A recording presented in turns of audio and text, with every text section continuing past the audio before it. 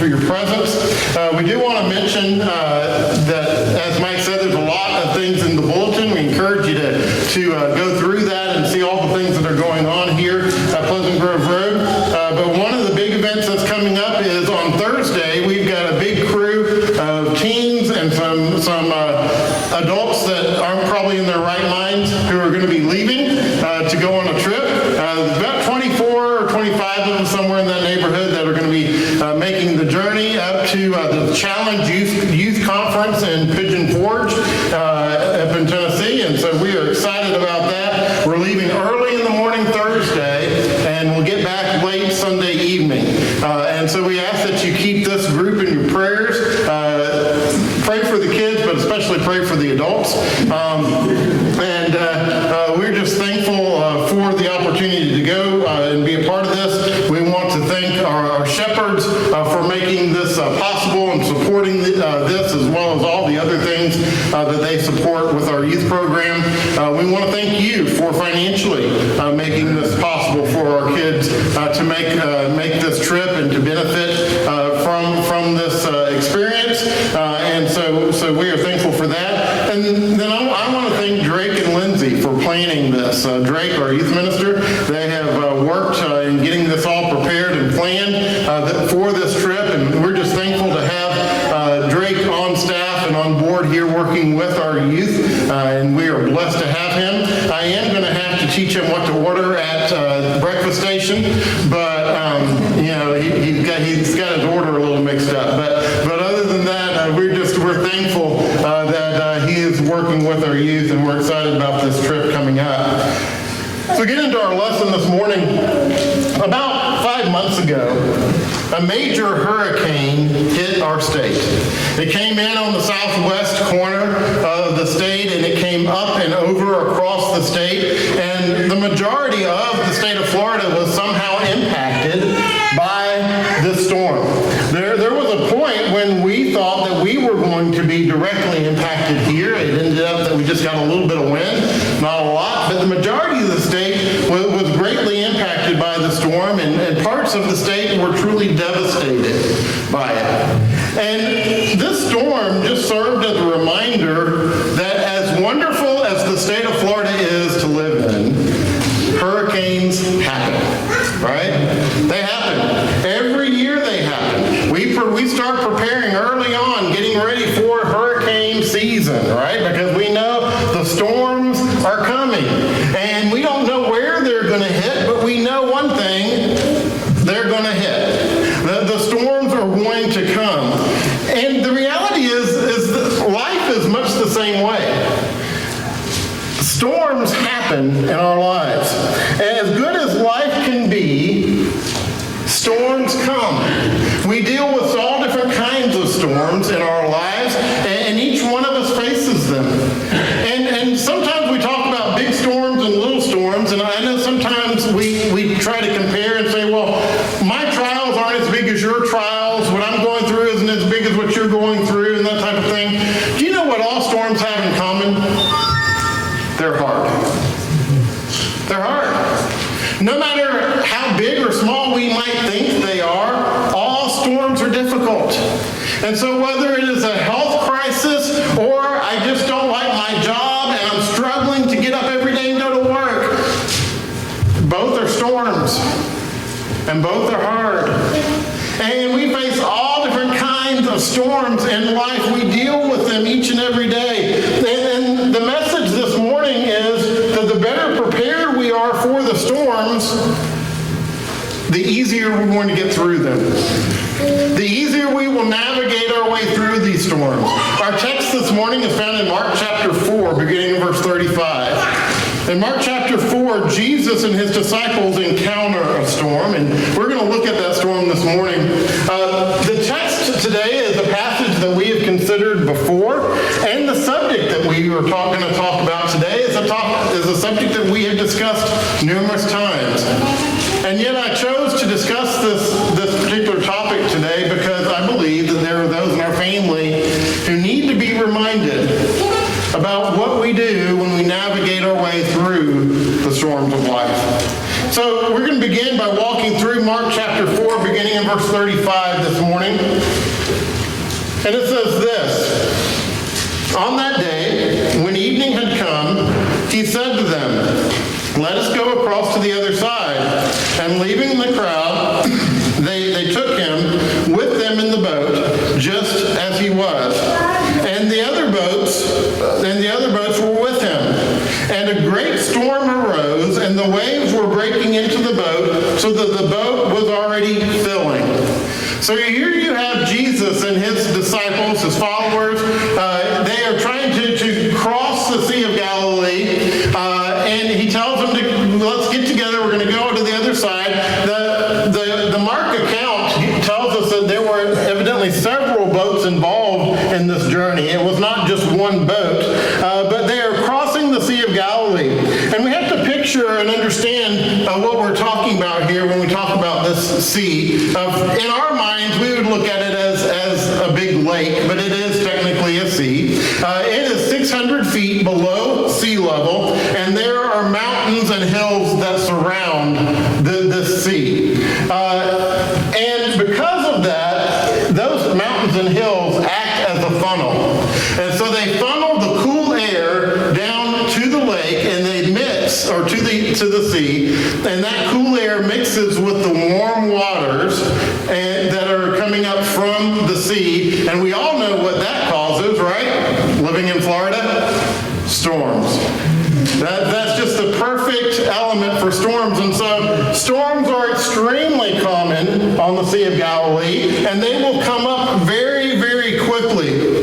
And so here Jesus and his disciples are crossing the sea, and they are caught up in one of these storms. Verse 38. But he was in the stern, asleep on the cushion. And they woke him and said to him, Teacher, do you not care that we are perishing?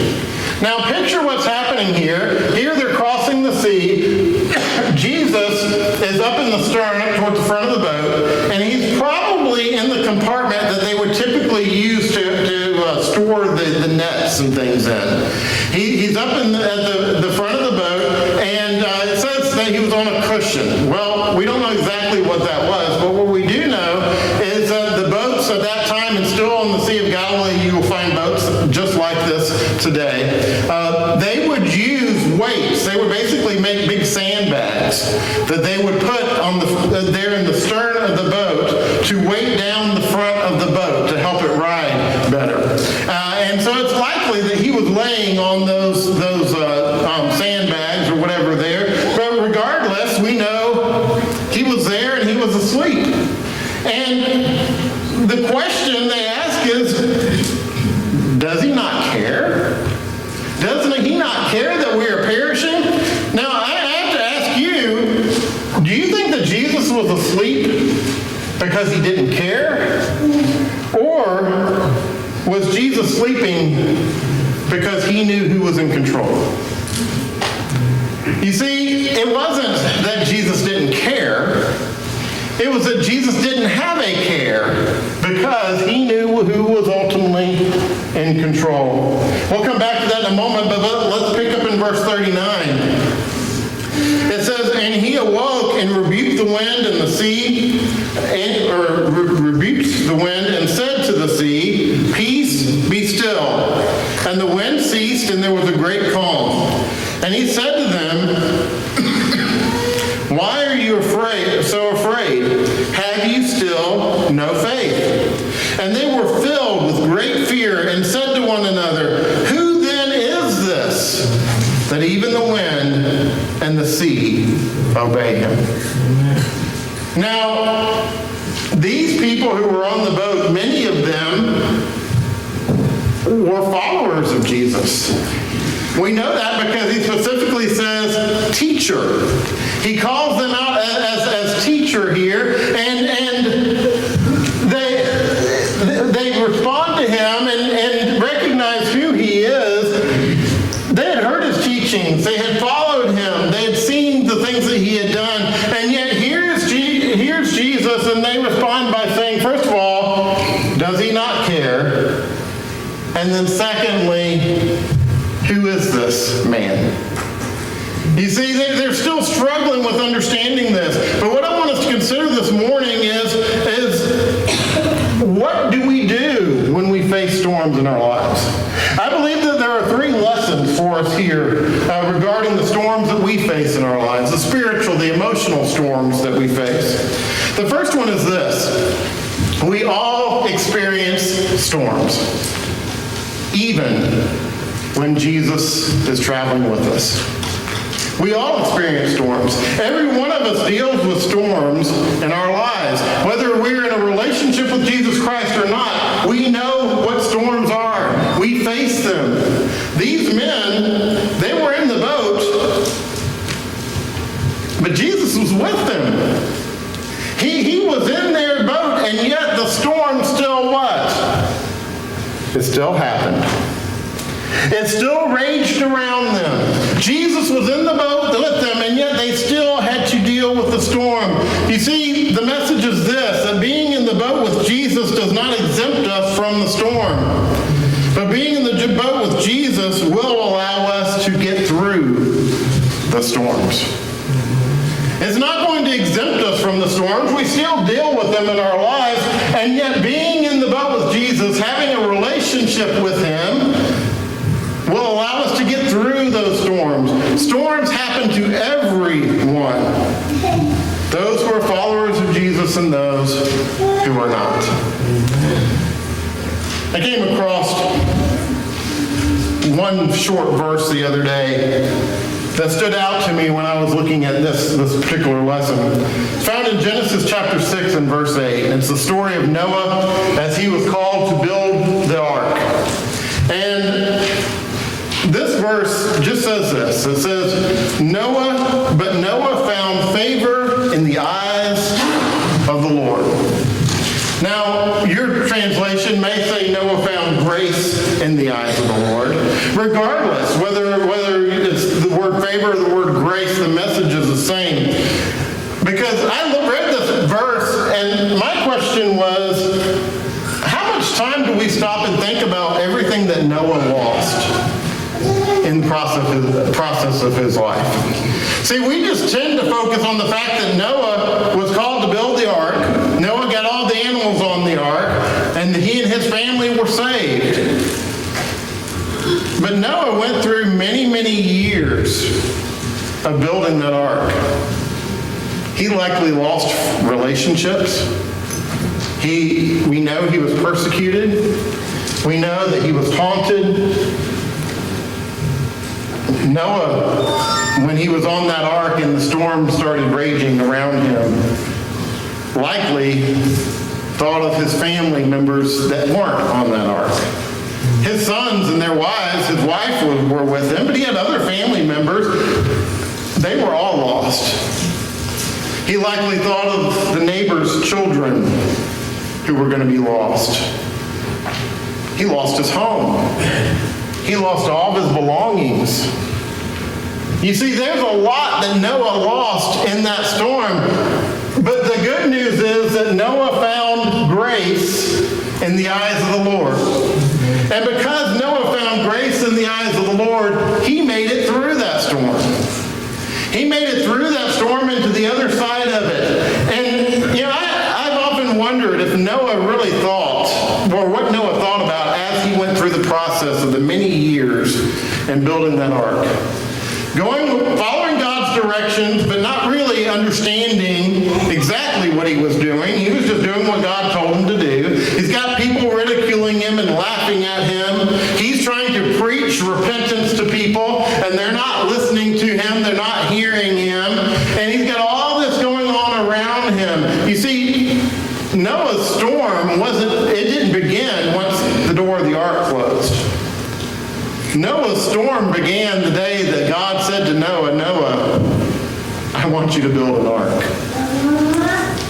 Noah's storm lasted a long time, but eventually he got through to the other side. Why? Because Noah found grace in the eyes of the Lord. You see, if we have everything except God's favor, the reality is we have absolutely nothing. But if we have nothing but God's favor, in reality, we have everything. And that's the message. Everybody faces storms. Everyone is going to experience storms. But when we are in a relationship with Jesus Christ,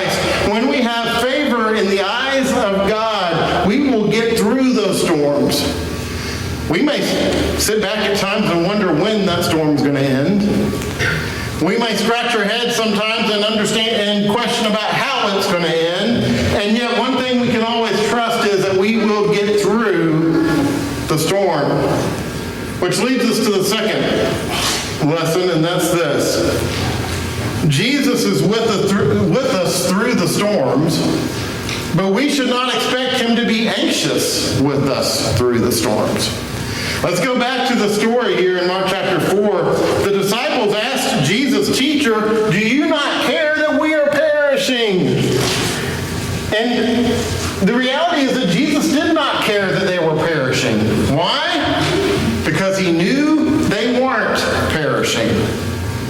He didn't care that they were perishing because he knew that's not what was happening. As parents, we can relate to this. We have our child come to us and they say, "This is the worst day of my life." Right? And we just kind of look at them and they say, "Do you not care that this is the worst day of my life?" And our response is typically, "It may be the worst day up to now, but just hold on."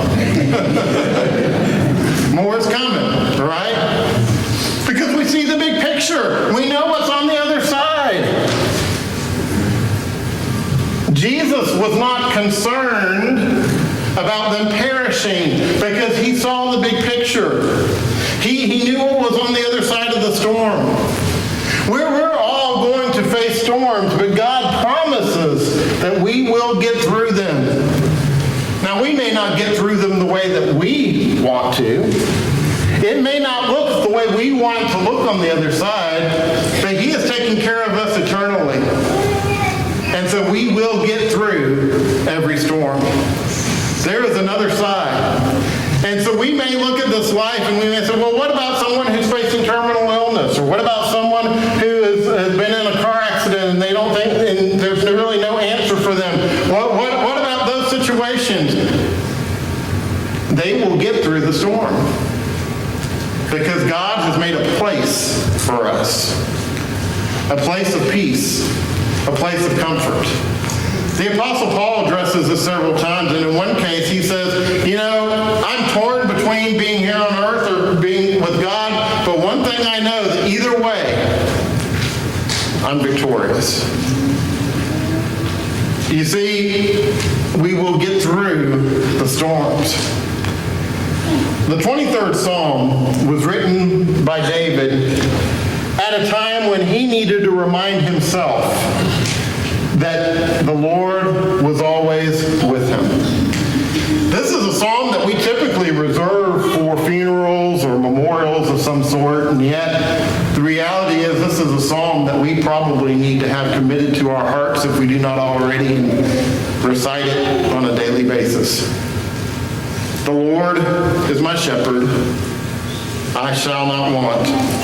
He makes me to lie down in green pastures. He leads me beside still waters. He restores my soul. He leads me in paths of righteousness for his name's sake. Even though I walk through the valley of the shadow of death, I will fear no evil, for you are with me. Your rod and your staff, they comfort me.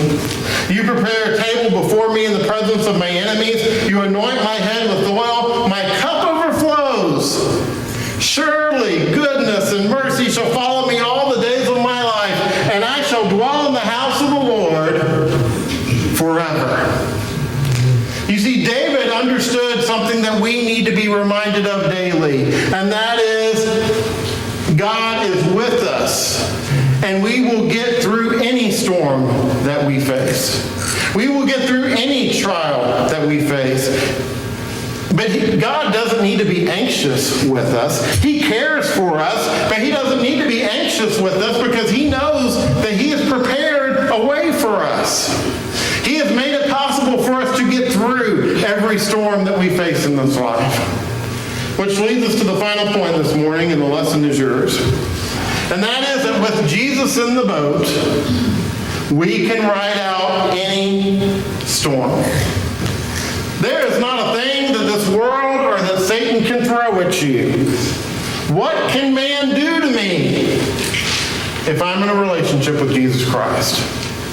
You see, we can write out any storm. Mark chapter 4 and verse 40, as we just read, Jesus said to them, "Why are you so afraid? Have you still no faith?" Jesus says to them, "Do you not get it? Do you not understand yet that you are not alone? That you're going to get through this or anything else you face?"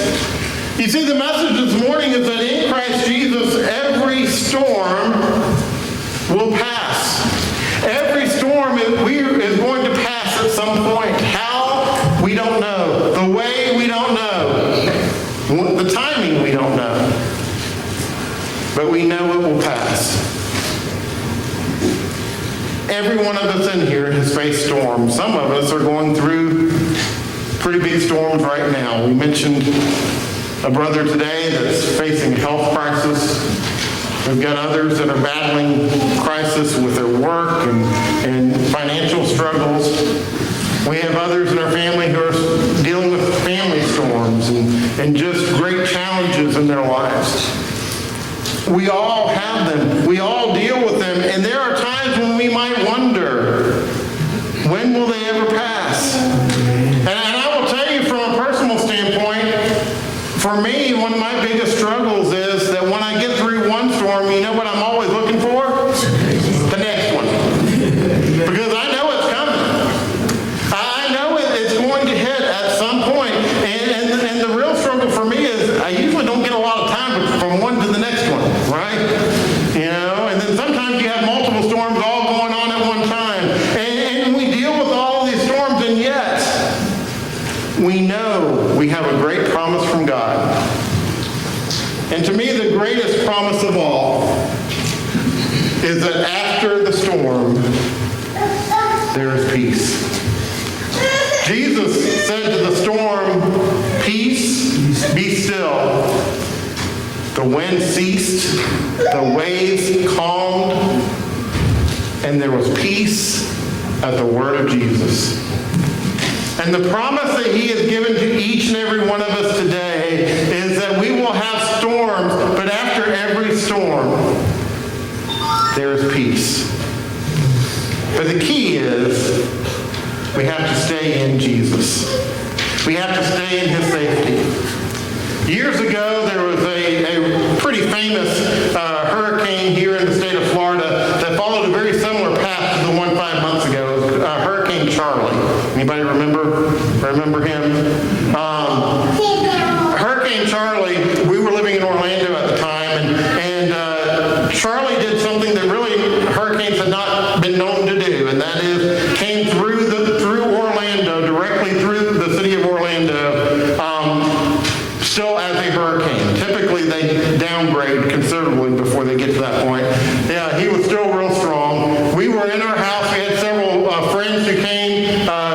We had a good, strong concrete block house, and so we had several friends that lived in mobile homes that came to stay with us so they could be safe.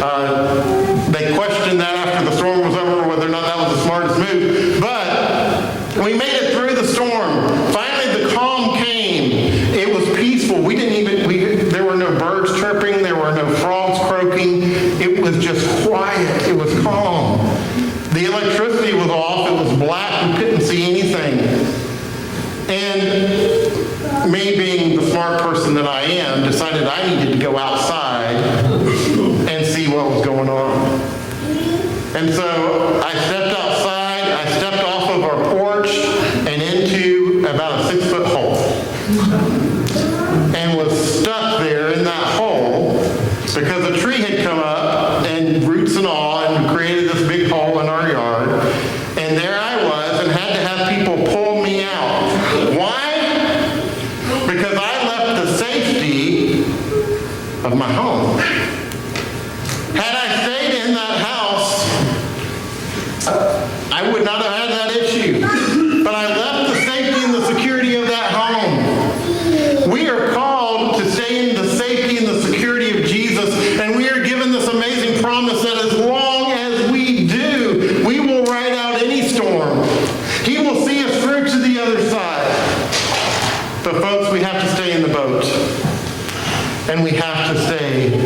with Jesus.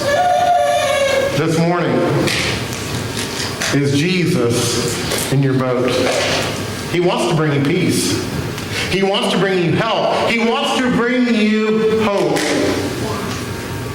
But Jesus must be in your boat. This morning, if you're not in a relationship with Jesus, right, why not? Why not take on that relationship today by acting in obedience and doing what He has called you to do to come into that relationship? If you're not sure this morning what the Scriptures teach you to do in order to enter into a relationship with Jesus Christ, please see myself or any one of our members here would be delighted to sit down with you, open God's Word, and share with you what He has called you to. But this morning, if you know and you haven't made that decision in your life, we encourage you to put Jesus in your boat today. Maybe that you're here as a Christian this morning and you realize that at some point you have changed boats. If you go back to the story in Mark chapter 4, there were multiple boats that were traveling with Jesus, but there's only one boat that's mentioned. Which boat is that? The one that Jesus was in. It may be that you're here this morning and you recognize that you switched boats. This morning, come back into that relationship with Jesus Christ. He loves you. He wants to bring you peace. He wants to bring you help. He wants to give you hope. If you're subject to the invitation, we invite you to come as we stand and as we sing.